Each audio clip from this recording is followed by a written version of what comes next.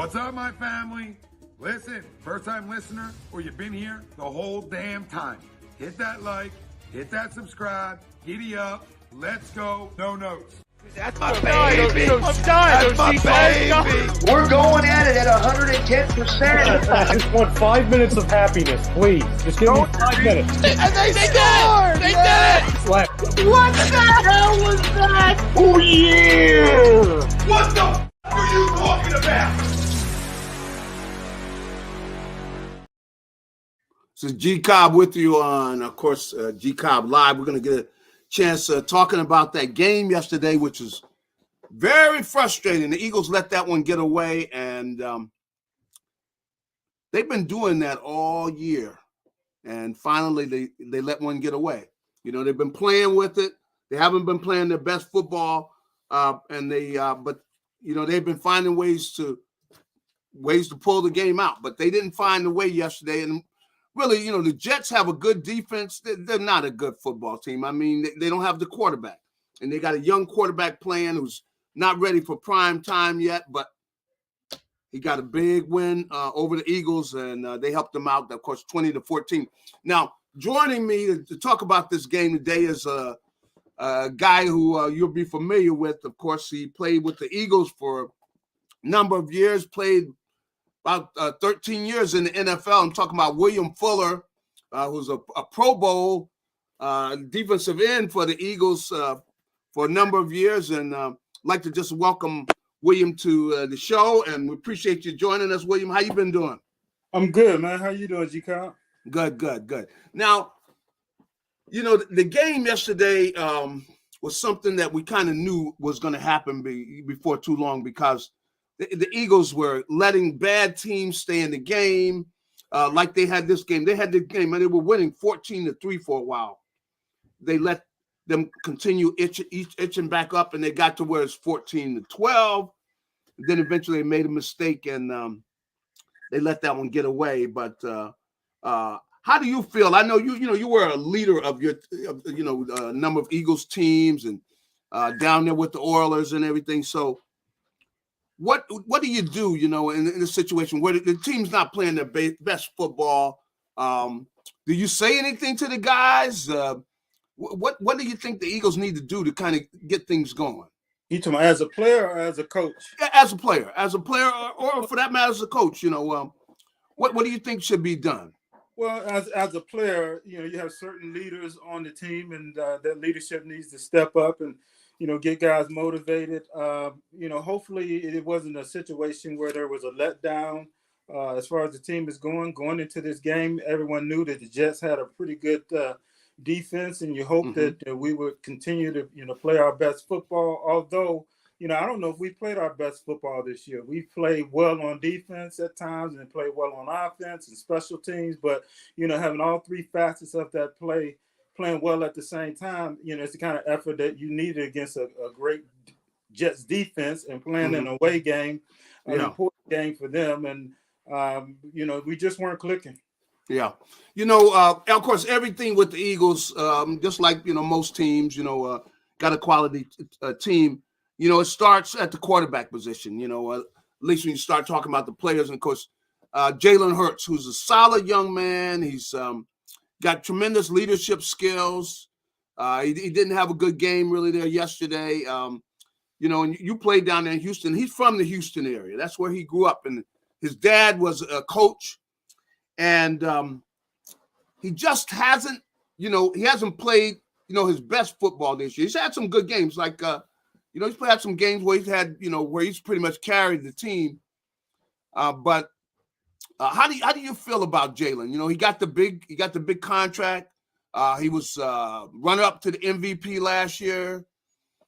He hasn't really, you know, played, like I said, consistently played his best football this year. And you still got a lot of season left, you know. And I mean, the team's 5-1. I mean, we're complaining about it. Exactly. See, you know, that's Philly, man. That's Philly, you know. Yeah, they want perfection. That's right. So, I feel about what do you think?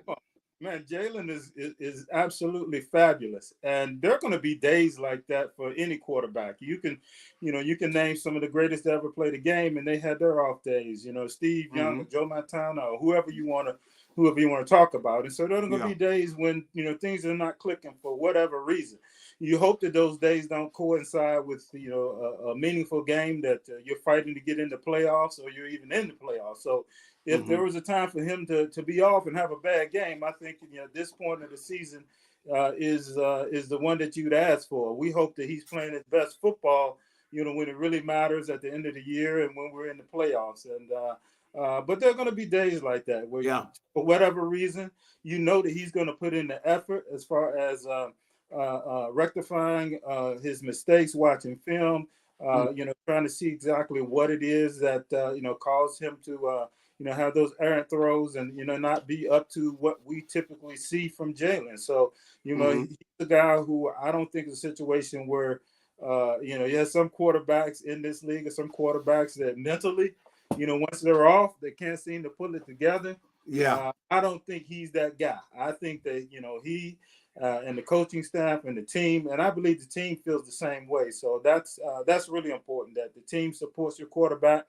You understand that he's not infallible. There are going to be days where he's just not Mr. Perfect, or as good as we're used to him being. But he'll get all the support he has from the coaches and from that team, and he'll do what it takes to get things straight. Yeah. Now it was a funny day yesterday because you see what happened to San Francisco. Where the Browns beat them, and the Browns had a third string quarterback.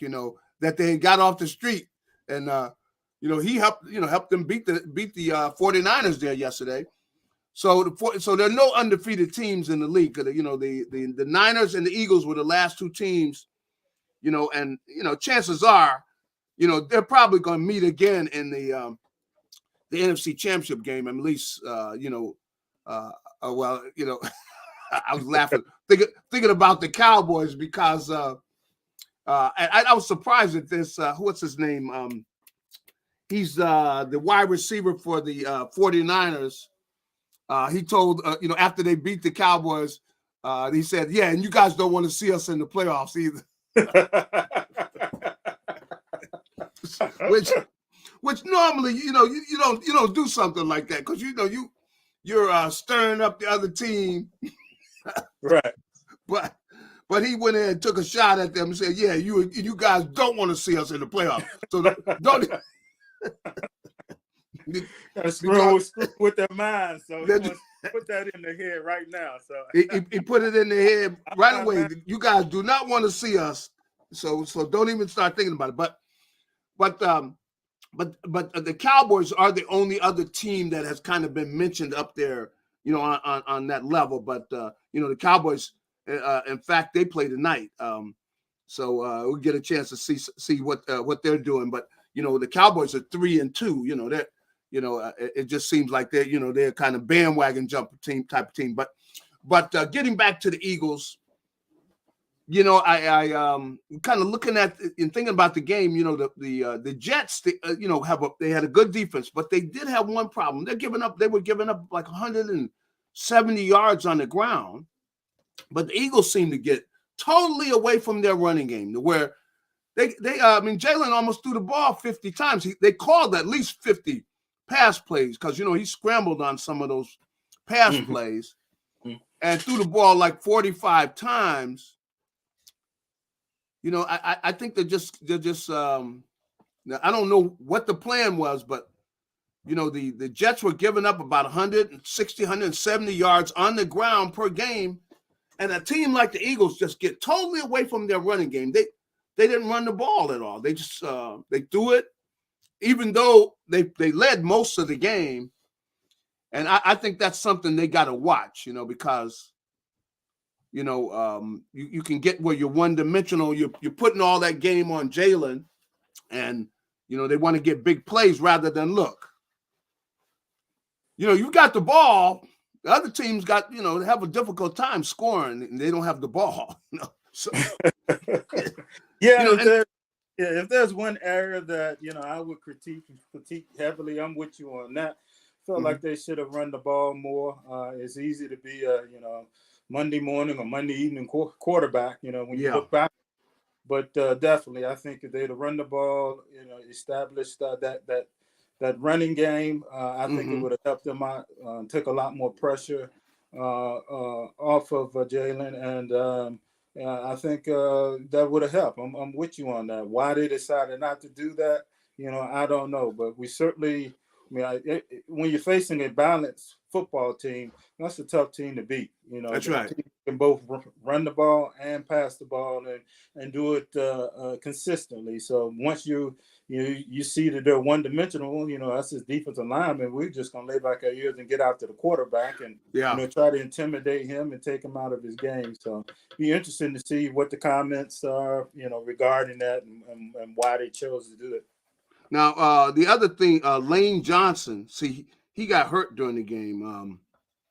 The Eagles' right, Pro Bowl right tackle, who's really outstanding. Could down the road be a Hall of Famer, and he got hurt early in the game, and so they bring this other guy in there, and of course they're going after him. They're coming off that corner, and for them to just totally get away from the running game. See, but how some coordinators, well, really, the Eagles head coach was a wide receiver coach.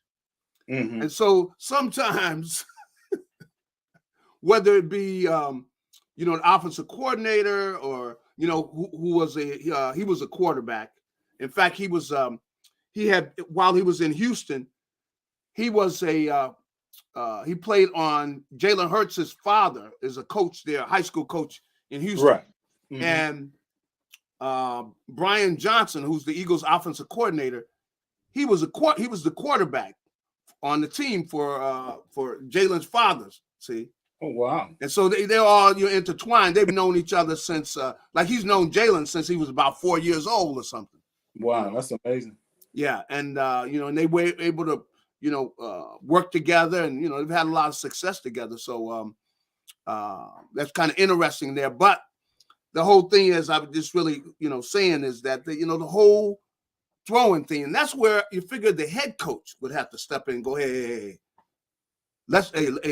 we're getting totally away from running the ball. What about running this ball? We got a running game, where he's supposed to be able to see the big picture, and that's why Nick Sirianni, who's the head coach, didn't want to be the play caller because he wanted to be able to see the big picture.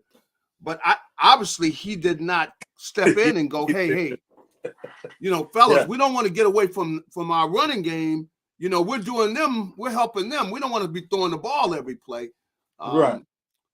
And they ran the ball well the week before. And, if you can have a balanced attack, by all means, have a balanced attack. So, I don't know why they chose to go away from the running game, but I'm like you. Definitely. I thought we should have run the ball more, control that defense, get them tired, beat them up a little bit. I don't know whether they thought, that we lost an offensive tackle and felt like, he was not as good. The backup was not as good as a run blocker. I have no idea what was going through their head. But, looking back on it, I'm with you. We should have run the ball more and and tried to physically, and mentally, just take the ball game away from them. Mm-hmm. And I know something that's on a kind of another different light. Playing in Philadelphia, I know everybody talks about different things about playing in Philly. And of course, Philly's got a lot of good. I mean, the Eagle fans. I mean, they love the Eagles. They're behind the Eagles. But you definitely have to wear your adult shorts or whatever. You got to be a grown up because you're going to get called out. I mean, if you don't play well or whatever it is, if you're not like in LA, where like in LA, if the team's not doing well, then folks say, you know what, I'm going to the beach, man. I'm not even later for the game. But in Philadelphia, they go, nah, we ain't going to no beach. We stand there, we holding folks accountable. People don't. Oh yeah, that's what you gotta love about Philly. They're gonna be critical, but they're gonna support you, all the way. And whether you're not playing well or you're playing well, you're gonna hear it. You're going to hear the criticism. You got the big radio shows there and television. And I don't think it's as bad as it was when we played, quite honestly. I mean, we're a lot more critical. And you have all the stories about, everything that happened in the stadium. I don't think that's the situation. And that's a good thing. Yeah. I don't think that's the situation anymore. But, the one thing you can say about the fans is they're going to be there through thick and thin. I don't care if it's 75-degree beautiful day or it's -7 degrees and it's snowing like crazy. Fans are going to be there. So they're going to be there through thick and thin. So I know that they're hurting today because of that game. You just felt like it's one thing to get dominated, but it's another thing where you just, you're right there and it's a game that you could win. And that's right. And you just don't see why we're not winning. And it's easy to critique and look back on some of the decisions, that were made. Why not take your time moving the ball down the field, on that last drive, and why are we still throwing the ball, that sort of thing. But again, when you talk about the fans, I mean, they're going to be critical. I know they're hurting, but at the same time, they're still there. They're still behind the Eagles, and they'll be there for the next game. Sounds good. Okay, we'll be back with you in a moment. On G Cobb Live. We'll be back. Royal Billiard and Recreation, proudly celebrating 40 years and our new, bigger showroom. Twice the size and twice the fun. More pool tables by Olhausen. More dartboard sets, including custom reclaimed backboards. More bar and kitchen stools that can change a room. And more bars, including pre-built and custom. Hot tubs, skee ball, shuffleboard, outdoor, and fun. Royal Billiard and Recreation, your ultimate game room store. Now located on Bethlehem Pike in Colmar. G Cobb back with you with William Fuller, of course, former Eagles defensive end, and played for 13 years in the NFL, and played with some good Houston teams. Man, you guys had some good teams down there, played for a couple years, and was it the USFL, right?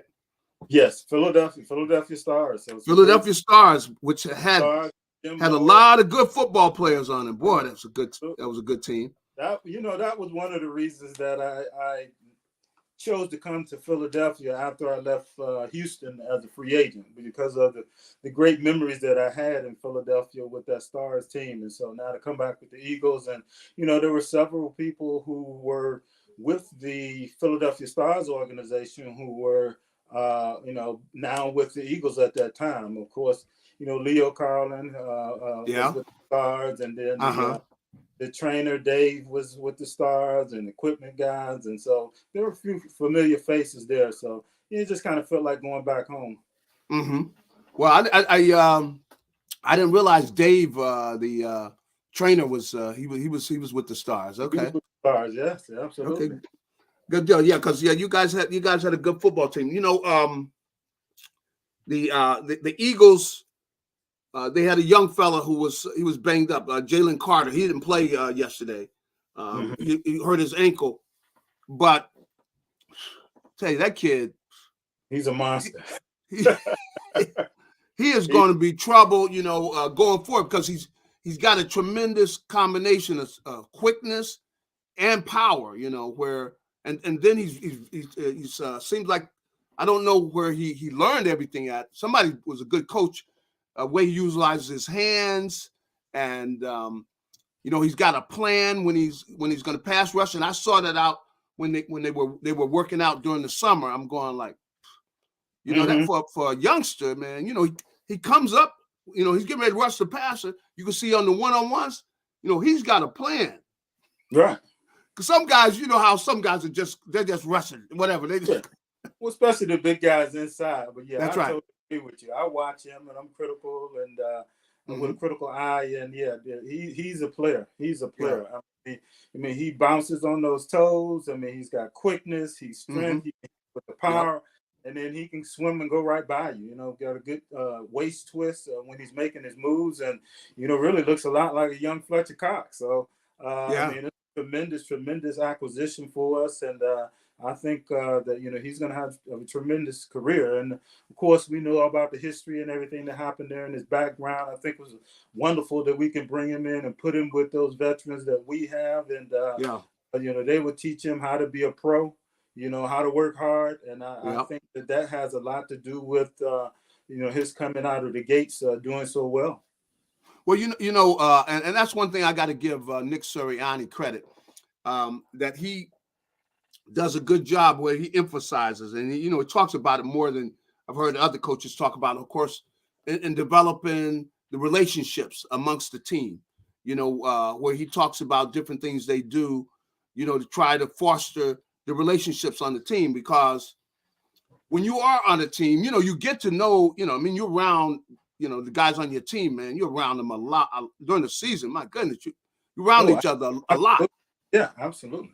And so he talks about, them getting to know each other. And when they get to the point where you're playing for each other, where, you have the type of closeness where there's that commitment, where the reason you're going to make sure that you're ready for the game and you show up for the season in shape is because, these other guys are really dependent on you, and that you develop that relationship where you're close enough to where, you can talk to each other. And it's not just about football. It gets to where, it's about not only you, but, they know, let's say you got a family or whatever it is, that you know each other and get a chance to spend time with each other.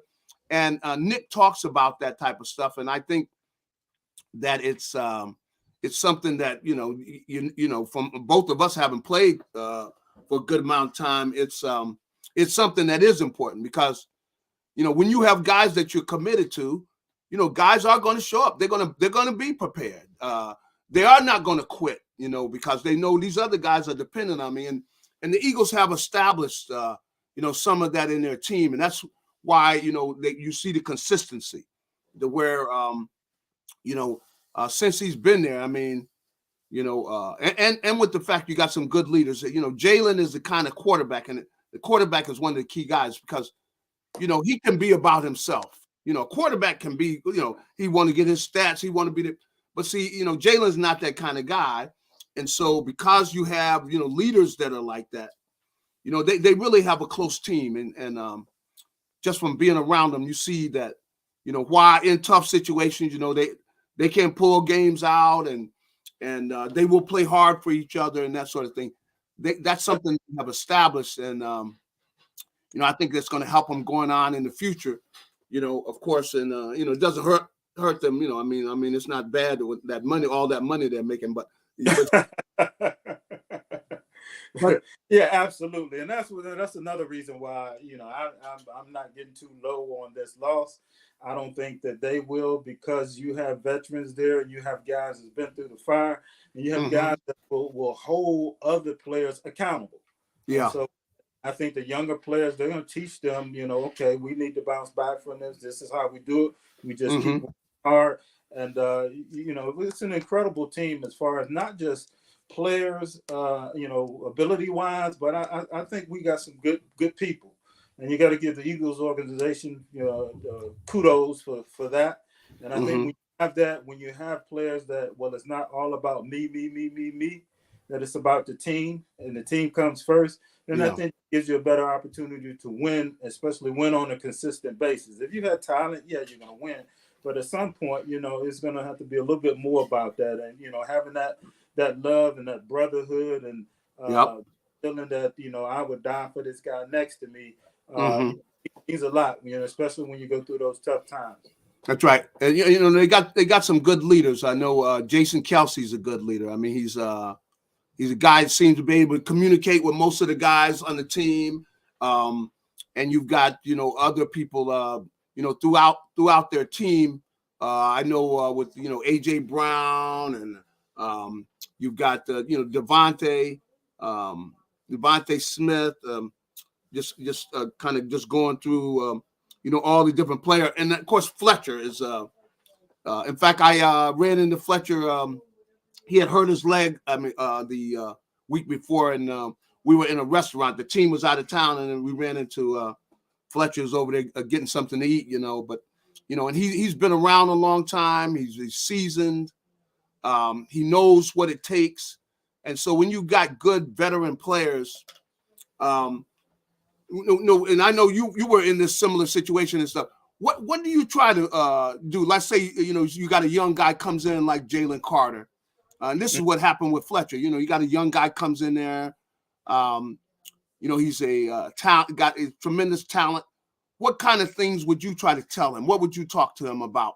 A young guy like that. The biggest thing, hey man, this is the NFL, and literally everybody there is talented. You wouldn't be here if you didn't have talent. Now it's about how do we increase your talent? How do we make that talent more effective as far as from a technique standpoint, as far as training and diet and attitude. And so that's where you really have the veterans can impact, those younger players about talking to them about this here. It may seem like a little thing, but this here can make a difference in the improvement of your game. Just giving them importance and being there for them when they're not, having their best game or their best practice or what have you, and saying, hey, you're going to come out of this, just keep working hard, you're doing this. And the importance is just doing the little things, film study, coming in early, looking at a little bit more film than what's required, offering up, guidance as far as the technique and things that, hey, you're a great player, but if you can do this, so if you can add this to your repertoire as far as this technique, this pass, you need to shoot your hands inside here, you're letting them grab you need to lock out, all those technique things. I mean, as a veteran, a guy who's done it for 10 years, it comes naturally. The younger players that come in and they just feel like, look, I'm talented. I can just go out here and beat guys up. I can just run right by them without making a move. Yeah, on some weaker players, you can do that, but that's the NFL. You're going to run into the best of the best week in and week out. So now you need to, you need to be prepared for that. And it's really not, it's more than just about your talent. Now you need to be able to look at film and identify weaknesses in that player, and then know that coming in having a game plan that I'm going to attack this specific weakness. So, having those veteran players that's been through that fire, means a whole lot. And especially, when you get up there in age, you gotta love today's game, man. They got and we play 60, 75 snaps in a game, and now, you got a pitch count where you got players that are rotating in and out where you can somewhat keep guys fresh. I mean, I would have loved to, not that I didn't want to play more. You obviously want to play more, but there are times when you just came off of, a 15-play drive and the offense turns it back over. And now you got to go right back out there and you're still a little bit winded, so now being able to have a guy that can go in and then give you a little of a breather, I mean, that's great. So, so and having that deep bench, because inevitably you're going to have some guys for whatever reason you're not going to be available, and so having a deep bench of other players to be able to come in like Jalen, is tremendous. But having him ready and prepped by the old vets as far as this is what you need to be thinking about. This is how you need to prepare so that when you come in, we don't miss a beat. That's right. I don't know if you got the chance to go to some of the pro training camps nowadays. They're a bit different. I mean, you got somebody making you a special smoothie just for you. They do some of that. They do some of that where they had they have the I'm joking, but really, they be having the guys go out and get them those frosty whatever things. They have the frosty truck or something over there, and they have them go get them some and that sort of thing. But the big thing is, though, these guys do not practice, like we used to practice. No, not at all, man. We used to have field days in Texas, and when in that heat, field days. Hey, man, I'm talking about pads on every time. Hey, these guys do not go through it. No. I mean, I'll go out there to watch practice, and they're out there hour, 15 minutes, and I'm going like, what are y'all getting ready to do? We getting ready to go in, man. We done. Yeah. I'm good. You got to be kidding me. But they and a lot of times they are not in the, a lot of this is is controlled by the league office where they can only practice. That's part of their collective bargaining agreement. they can only practice a certain amount. They can't practice like we have. And really they don't have 2 days. They just got one practice a day. You can't. They're going like, where you could turn to the coach, go, Coach. You want me to get you in trouble? We can't be out here. Yeah, that's definitely different. That's different. Yeah. So that puts a lot of pressure on the players to make sure that they come in to camp in shape, because you not want to say, I'm gonna get in shape at camp. So you almost got to train year round and make sure that you're doing right by your body the entire year round, because it's just not as intense. The preparation is leading up to kickoff for the next season. So I gotta believe that the players have started to orient. It's not the same way. You look at some of the old TV shows or what have you, and they show some players smoking in the locker room. That's right. Oh well, when I came in the league, we had guys in there smoking. Man, some of them vets. At halftime. Okay. You go in there. Hey, coach. Yeah. You want me to go ahead and take that guy next time? Should I go ahead and get inside? What do you want me to? And they be in there, those guys would be smoking. But the thing is, though, whatever, I don't know, whatever you got to do, the guys would be doing whatever they had to do to keep themselves going, because, the way it was with the training camp and things, boy. Yeah. But a lot of those vets, they would find a way. Oh, the hamstring feels tight, coach. Oh yeah. and the guy was a good player. He knew, look, I'm taking a certain number of days, injury days. I'm going, I'm gonna sprinkle them in there. Yeah. Because coaches have realized that. I don't think it was a kind of a hard stop transition. I think it was something gradually. When I was there with Glanville, he was a nut job. Glanville. Hey, hold tight on that. We want to hear about Glanville. We'll hear about it on the other side, but we'll be right back. We're talking with William Fuller, of course, talking about the Eagles. We'll be back with you in a moment. Hats.com is the premier destination for quality and fashion-forward hats and more, with designs for every style and trend. Locally based and run by Philly sports team fanatics, Hats.com can help you elevate your hat John. Utilize the easy-to-use guides at Hats.com to find your perfect size and style, and shipping and returns are free. Hats.com. Find yourself in a hat. Use code Philly for 15% off your order. Hats.com. Okay, that was Urban Fryer there with that ad. Irv, I saw him. Yeah, had Irv and Big Hollis Thomas, and Hollis, he's I saw Hollis was, he's training and stuff. Hollis is trying to lose some weight, but Hollis, because I saw Hollis, I'm going like, why am I thinking 4? What is it? Why when I look at you, I'm thinking 400. Oh no. No.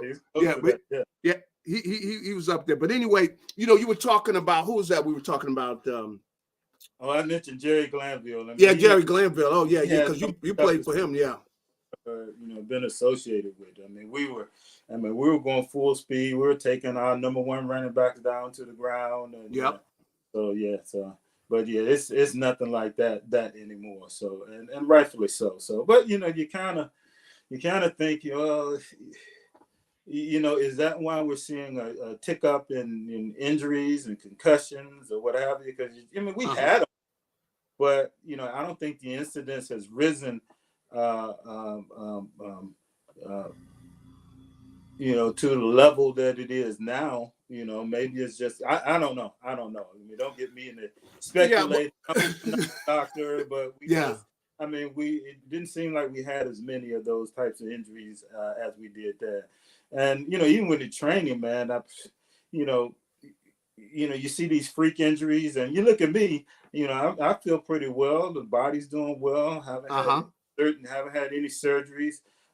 Think my faculties are there. My wife may differ. Hey, but I tell you though, a lot of guys, you're an exception, because I know there are a lot of guys. I'm shocked. Like I haven't really had surgery, but so many guys where the guys start telling me about all the surgeries he had. I'm going like, yeah.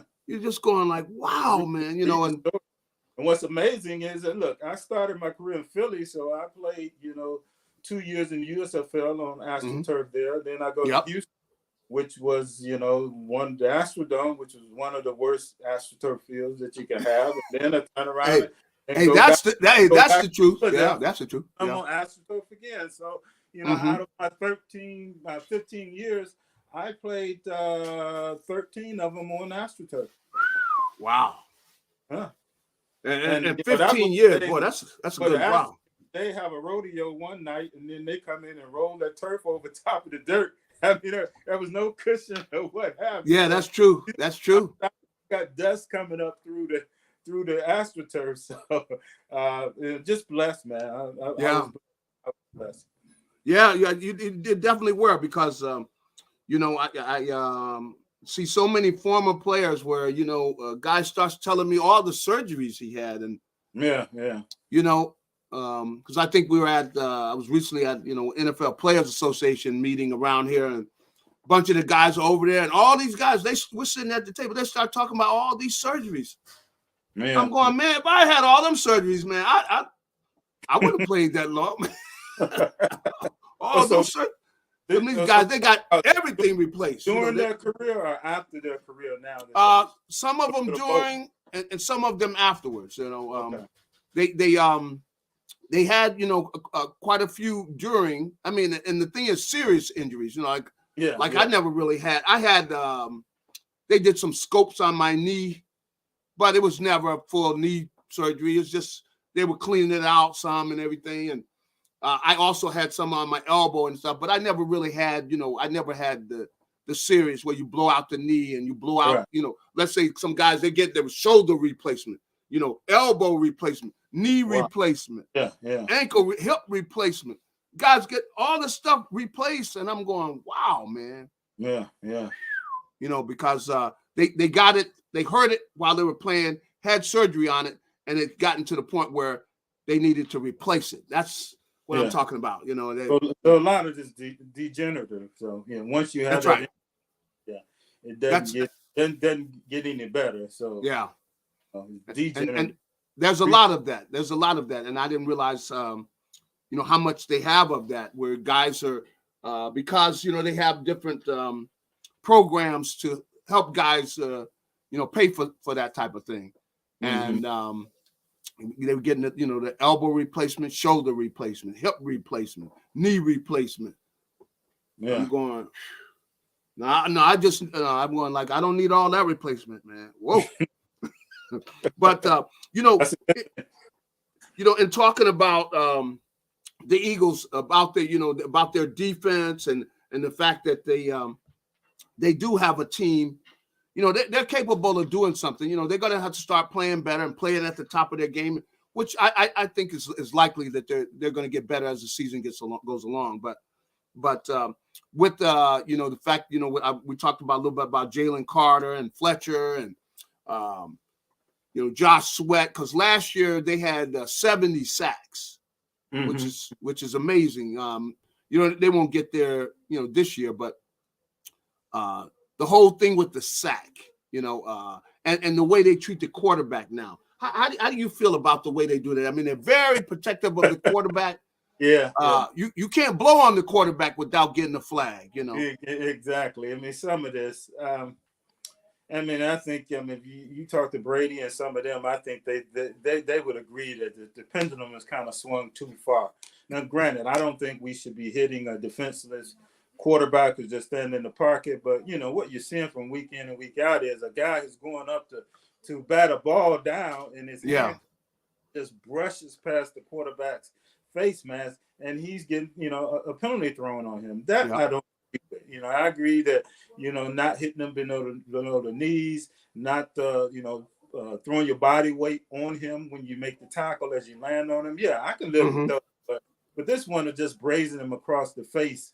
And again, I think that they need to reevaluate that one. But it's definitely a different league. But of course, at the end of the day, this is about making money at the same time, and we need our star players upright. So that's it kind of it is what it is. That's right. Where they're protecting a guy that's making $50 million. Right. So they're saying, look. I'll tell you one thing that I don't like. Is the daggone I'm gonna say face mask penalty, but you got a running back who's running the ball and he's going up against a defensive back or D lineman or whoever. He can take and stiff arm that defensive player in the face, right? Yeah. We can't put our hands to their face whatsoever, but they can put their hands to our face. Now that one I don't agree with. If the running back can stiff hand the DB in the face mask while he's running, then the DB ought to be able to, put his hands on his face. And so, just make it even. You don't allow the running back to put his hands in the face, and don't allow us to do it as well. So that's one of my pet peeves. Yeah, I see. And you notice everything is favoring the offense, and it's like they go into the off season thinking about ways how can we somehow more restrict the defense so we can score. They score more points. People want points. So we need to find a way where we don't want to change, really alter the game that much, but we want to restrict the defense so that we can score more points. And of course, as I said, with the $50 million quarterback, we don't want him touched. Okay, if he don't get touched, we're fine with that. But we want to see more points. And now, one of the biggest changes is a guy coming across the middle now, a receiver coming across the middle, he's a lot safer now. Yes. I know, I played with Ronnie Lott in college. Oh, yeah. Wes Hopkins. Oh, yeah. He would take care of you. Coming across that middle. But I was the Houston Oilers, and they came to Houston in the Astrodome, and Wes Hopkins hit Ernest Givens one time, and I thought he killed the boy. I really did. I don't know how he got up, Yeah. He would bring it. Those guys coming across that middle and just, total body exposed. Yeah. Where, when a hit's coming, you can kind of cringe and, tighten up your body and be prepared for it. But, you're going to catch a ball and everything's exposed right there. And it's just, yeah. They have to do something about that. And, well, they're a lot more protected now. What has also changed, man, is the bigger, stronger, faster. I mean, true. Everybody didn't have a Lawrence Taylor. I mean, there was only one Lawrence Taylor. Now you got every team. You got linebackers, that are huge, and you run a 4.4, 4.5 40. You got, That's right. And you got wide receivers now. Everybody's now trying to get their own Harold Carmichael. It used to be, those guys were few and far between, but now you're seeing that every team has that guy. Yeah. And with that kind of strength and size and that kind of velocity, you're going to have some major impact. Yeah, well, they try to, and they do. They protect, a receiver coming across the middle where a guy can't go in there and feel comfortable catching that ball. But, when we were playing, if you go in there at your own risk. Right. And you can go in, because even in practice sometimes when we would go live, we're going like, look, and I always tell, like when I played with Ronnie Lott, in fact, when I played with Wes, I tell him, look, man, now don't be hitting me, man. Yeah, right. Because I know they're coming up, whatever the dude's coming up, they're coming up wide open, and I'm going like, look, I don't need you hit my wheels, okay? Because I only got 2 wheels. Don't hit my legs, man. Yeah, so he's one of us. We're gonna need him for Sunday, right? That's right. Yeah. Just make sure you get them, because I would say, okay, you see this color here? This is the color they're wearing. Okay, here's the color we're wearing. That's make sure you get them. But both, I was always kidding them. But both of those guys, man, I know because I saw, numerous times I see a guy who they just hit, and you can see homeboy's not there. Looking in his eyes. And he get up and he's going now. That's not y'all sideline. You on the other sideline, man. Mm-hmm. Yeah. They get him, but those guys would come up, man. Times I was even feeling sorry for the guy they hit. Mm-hmm. I'm Oh going. yeah. You know, So but some of the rules that they're making, I mean, it's good that they have a spotter in the box now.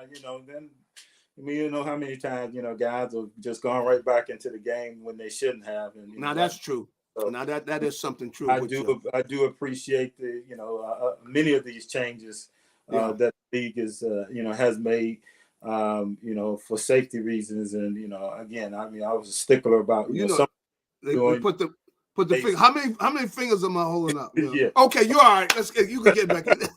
Oh, we forget the old smelling sauce days. So we don't talk about that anymore. That's right. Oh yeah, the smelling sauce. But we'll be back. We'll be finishing up on the other side. We'll be back talking to Eagles defensive lineman William Fuller. In our family, food is our daily bond. My nonna, affectionately called Mama by many, found solace and joy in the kitchen, sharing her love through delicious creations. She turned her culinary passion into a flourishing business alongside her husband and sons in 1983. Celebrating 40 years is a testament to our exceptional team, friends, family, and beloved customers. With gratitude, we look forward to the future, expanding our brand to share the highest quality Italian food and wine nationwide. Our heartfelt thanks to everyone who has played a part in our story. Grazie mille.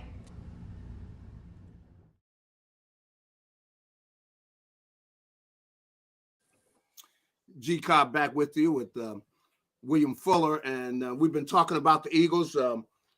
Now, they're in a situation where, they got a 5-1 record after 6 games. They let one get away, but, still they've got a lot, promising year ahead. But they've got a stretch of games coming up. They got to, they're going to be playing the Dolphins. I know they got, of course, they got a couple games against the Cowboys. They're going to play the Commanders again. They're going to play. They got the Bills. I just want to say the Cowboys. Where they got to play 49ers. They got their work cut out for them. So they're going to play some good teams, and they'll be able to really find out as the season goes along. Where they're at. Of course, and I know they want to play their game like that. Now, what type of mentality? What would you guys be talking about in the locker room or in some of the meetings on a good team that knows they got a chance to win the whole thing for that matter, but just the whole mindset of the team, of the defense, when you got some good games coming up, some good teams you're going to be playing, and that's pretty much going to decide your season. As you go ahead. What is the talk? What is the mentality of the good teams right now? What you're talking about in the locker room and in the preparation and everything. Right. Well, the good teams take it one game at a time. I mean, you can't look down the road at who we play, 2 weeks from now, 3 weeks from now. It's all about the team that you're playing that particular week and doing everything you can to prepare to beat that team. The minute you start looking down the road and anticipating, matches down the road is the minute you're setting yourself up for failure. So this is a veteran team. They got a lot of veterans. I think that they'll keep them on point as far as that is concerned. So I think you'll get a great effort out of them from this week, having that bitter taste of losing in their mouth. This is a pretty resilient team. They don't get too low when things don't go well. And I don't think they get too high when they're playing well. I mean, this was just a situation where, things just didn't work out for them, and they had success early. It might have been different if they were down early to the Jets and then had to come back and, and they were getting their tail whipped, but, I think just that smooth sailing and, we're going to pull it out in the end attitude. And, the toughest thing, man, is to stay consistent from week to week, from quarter to quarter, from one ball possession to another, and having those veterans on the team, gives me a lot of confidence that they will get their swag back on, they will be competitive, and then we'll have a chance to win every game we play. But they're going into the year where everybody's talking about the Eagles, and they're going to be the number 1 team, number 2 team, and they're already going to be in the Super Bowl. And I said, look, you're going to get your best effort from everybody. You just are.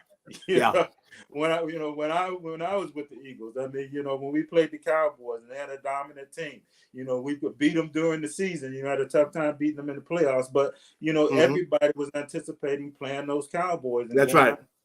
Yeah, well, the Eagles are definitely there, and you mentioned the Cowboys. They got two. There's going to be two big games against the Cowboys, and that's going to be interesting to see how that comes. There's a youngster who is from Harrisburg. I got a chance to work with him when he was in high school. Micah Parsons is a young guy who is down there with the Cowboys, and he's a great player. In fact, he was one of the ones that was reacting to. I'm trying to remember number 19. What's his for the Niners? The Samuels. Debo. Yeah, and he got the right name, Debo Samuel. But anyway, Debo was the one that took the shot at the Cowboys. After they beat them like 42-10, and after the game, he go, yeah, okay. And I hope y'all like this and everything. And y'all don't want to see us in the playoffs. So don't even. Oh yeah. So right. so he's talking smack after the game, but and then they wound up losing this week. In fact, he was hurt. It's not real serious, but he did miss most of the game. But the fact that he was talking that smack like that, after they had won the game, I mean. If you want to just leave them alone, you won, you whooped them good, but he go, yeah, and y'all don't want to see us in the playoffs. Oh yeah. And every team had their smack talker, one or two. That's right. We had a couple. Every team I've been on, we had a couple. So it's just a matter of, hey, they're gonna do what they do, say what they say. Yeah. And so you just gotta say, hey, dude. You don't want to be starting no fires right now. We're worried about that. But, because last year the Eagles had this safety. The safety they had picked up from I think he was. He was from the Saints. And they, only played there 1 year. But oh man, he's the kind of dude that is just always talking smack. Just even when you go in the locker room, he's talking noise. He's talking all that noise, and then like during the game, he's talking, and he's not that big. So he's talking noise and then jumping behind the big guys, But he would be always starting something, man. Yeah, I save all my energy for Sunday, man. But everybody would have, like you said, there would be guys on the team that would be always talking, always stirring something up, Absolutely. Oh, yeah. And I love to hear him on Sunday. That's right. That's right. On Sunday, that's ready to go out on the field. That's when I need that. That's right. Up, so I don't need that early in the week. Yeah, but I think that this loss could wind up being, of course, you got to come out of it and play better. But the whole thing with the Eagles getting away from their running game, where they abandon it and you become one dimensional, and it makes everybody's job harder. The offensive line and pass blocking. I think that they, probably will see this and it'll probably be good for them in the long run. They realize, look, we're doing the other team a favor if we're going to throw the ball 50 times and run the ball 15 times. Right. We don't need to be doing that because you are doing the defense a favor, and plus you get away from the ball possession that they could have. Which and that's the way they beat teams is they put them in, they take the ball and have a 9-minute drive, and then the other teams over there looking like, man, are we gonna get off the field or what? We need to get the defense. Right. And man, come on, as a defensive player, there's nothing demoralizing than having a team just running the ball right up, and you can't stop them. That's right. The ball consistently. So. I'm a big advocate of being balanced and having that running game. It's how many years it's been. It seems like every year everybody talks about the running game has disappeared and this is going to be a passing league and passing the way to win. They say that it seems like every decade, and then the team goes out and does it. Has a fabulous season. Throwing the ball around, but eventually it comes back to that running game, and when you just kind of take a guy's heart or take a team's heart, just physically, dominating them up front and running the ball on them. And, it inspires your offense as well when you're able to do that, That's so, right. And this game is really, it's about emotion, man. Even after 15 years, I still love the game. But when you couldn't feel that, when I walked out of that locker room and you felt that tingle in your toes and that blood go all the way, that tingle go up to the top of your head.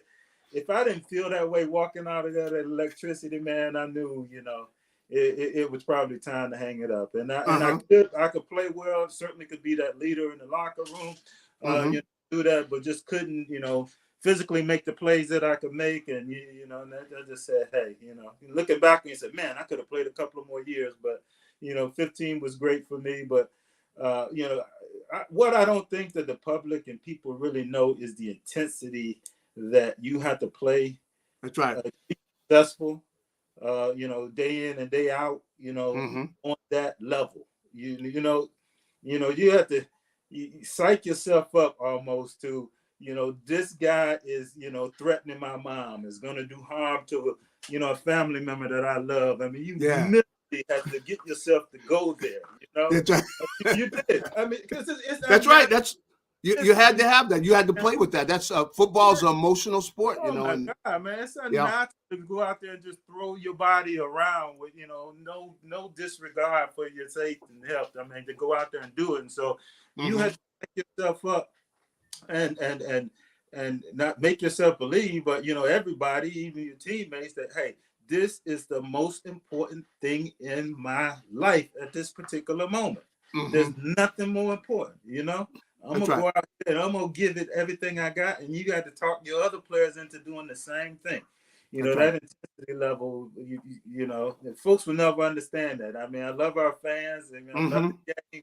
And they can be critical when things don't go right. But, understanding just what it takes to play this game week in and week out and be consistent and be good at it, it's it's tough, so but that's what it takes. But what you were touching on, and you see guys who get involved in other areas, doing other professions and things, but that commitment, and the things you have to do in football. And some of them are akin to, the military. Right. Absolutely. Right. Where, your guys have to be committed, and because you are throwing your body around and going in there, coming up there with that right attitude. But it is it's a great feeling. And I always, in talking to youngsters, I tell them about how the best feeling is when you're walking through there and you're ready. You put in the work, you're prepared physically, mentally, you're prepared for this team, and you're walking out there, you're going, you know what? Y'all are getting ready to get a butt whooping here, because, this is, we are ready to play. We are ready. We've all prepared. We put in the type of commitment, and that's what's something that's special. And to have a team do that, and, you have a group accomplishment, there is something special about that. And once somebody gets a taste of it, you can apply it in other fields, that type of commitment, which is something special, which to have guys where you can look each other in the eye and that he's ready, everybody's ready, because we care about each other too, And you can, that's why it's so tough on guys in retirement, man. You're never gonna find right, something like any other business that's gonna, anything that you do that's gonna give you that emotional high to get from walking out of that tunnel and playing a football game and being successful in what you do, being the best of what you do. I mean, you're never gonna find that. And we have far too many guys who, you come out and you're looking for something that gives you that kind of fulfillment, and you're just not, and you just got to learn to live with it and move on with life, and enjoy the game from sitting on the from couch a distance. That's right, with your kids and grandkids. But but it's it's been a tremendous game for me, and the experience just undescribable. And I'm happy for the younger guys. I mean, like you said, my God, I wish could have known that we could have made this kind of money. Like, Lord, like 25 years later on, and then have that 15-year career. So that's right. The old guys said the same thing when we were coming in. You're right. You're right. They said the same thing. And you want to have that look in their eye. They're sitting there looking at you. Yeah. You paying this guy all this money. Yeah. So it's kind of relative. Make you think, man, what is game gonna be like? 10 years from now. What's the value? What the team's gonna be? 10, 15 billion. It's amazing, but that's right. Well, we're happy for them, but the NFL, man, they're knocking it out of the park. They are. They're doing a tremendous job. They went after that female demographic. It's paid dividends. That's right. So now you got football. You got the whole family, and they're checking out the NFL. 7 days. You got NFL football. That's right. I just don't see it stopping, man. It's an incredible sport, and I know that folks can talk about their soccer, worldwide, but I don't think anything, matches up to our great game. That's right. But William, I want to thank you for coming on. That's pretty much going to do it for us. But enjoy the discussion, and hopefully we get a chance to do it again. Thanks for having me, man. Give me a call anytime. All right, will do. And of course, you guys remember William Fuller playing with the Eagles, and hopefully the Eagles find a way to get things turned around in this next game. But William, I want to thank you again for coming on and talking birds. You're welcome, my man. All right.